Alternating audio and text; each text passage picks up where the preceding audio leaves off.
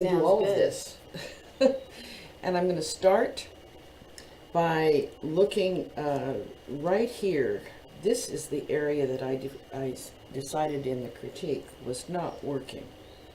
So what you do about it? And I'm thinking that I sort of stopped with this at this part of the leaf. So I want to come down into that, look at my road map, which is right here, and see about bringing more of that down there. So I'm going to glaze it with the nickel azo and just bring it right on down. I'm asking myself before, do I want the white of the veins to be colored yellow? I think in this case, I don't mind that. So I'm just going to bring it right on down. Because now at this point, it's the point at which to ask yourself those kinds of questions before you do anything.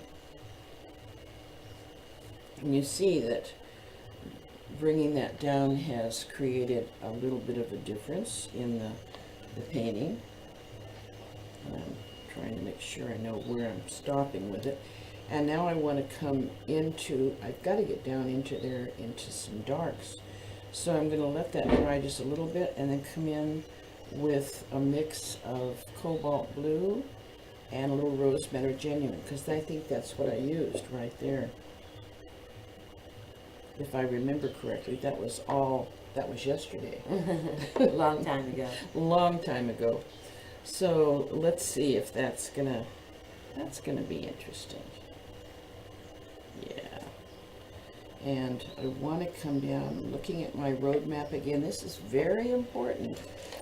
I see that I have it shown quite dark, so I'm going to just come in and put it in.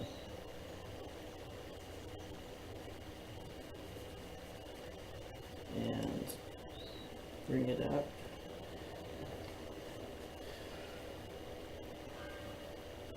I want it to kind of have a soft edge, and I'd like to come in, really get it quite a bit darker here in the corner. So that's kind of called tucking. What I just did is darken it right into that corner. You see?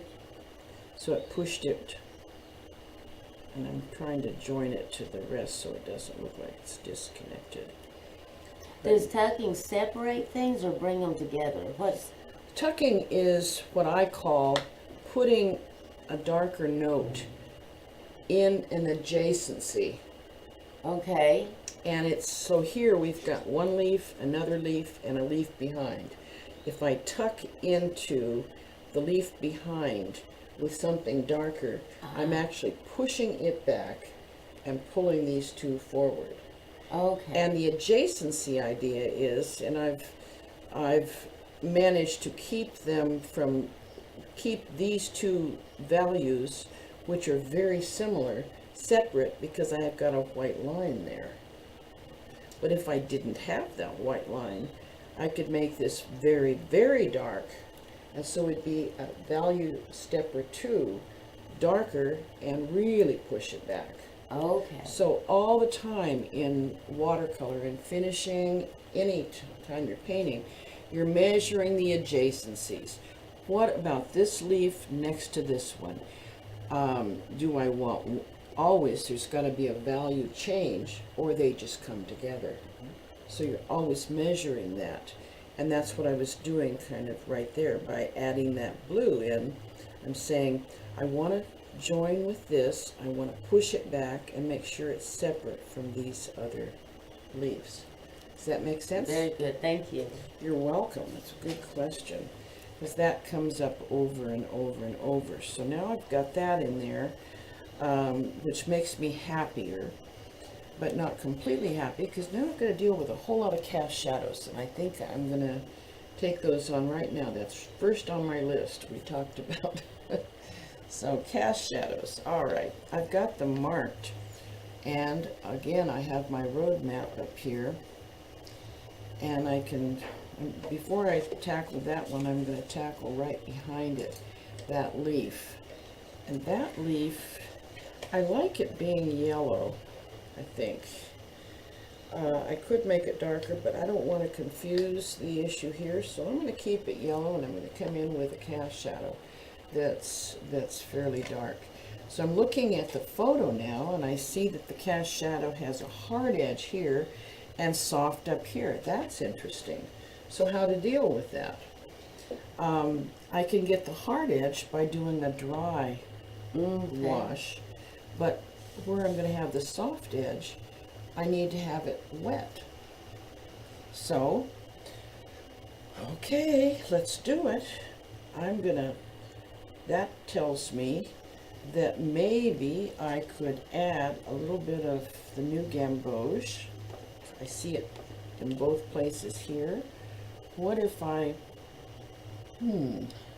thinking, my mind is going while I'm talking, and I'm thinking, yeah, I can do that. I can come right down here with essentially with just water, and before I get to that, I'm going to leave that dry right there, and then I'm going to come in with some new gamboge and just darken it a little bit. And I don't want a hard edge, so I kept the water going. And I could, yeah, I wonder what that would do. Just bring it clear over there. Now, my plan is to come in with the cast shadow and mix up fairly dry. What do I mean by that? When you're mixing something for a glaze, for a cast shadow, you want it fairly dark. So I want the plastic to kind of show through the wash I'm mixing, telling me that it's heavier. Why? Because if I put something heavier and drier on this, it'll pretty much stay where I put it. I'm not sure I'm going to get that exactly, but I'm going to try. It'll stay where I put it.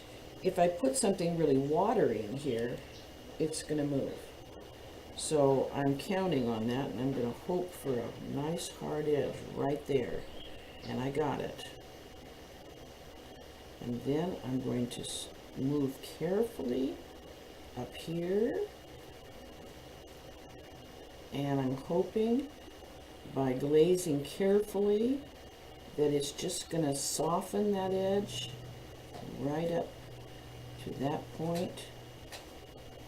Right there, just a little point there, and that's what I wanted. I wanted the hard edge. I know it's picky, but I wanted that hard edge and then soft. And I kind of got it, although it got a little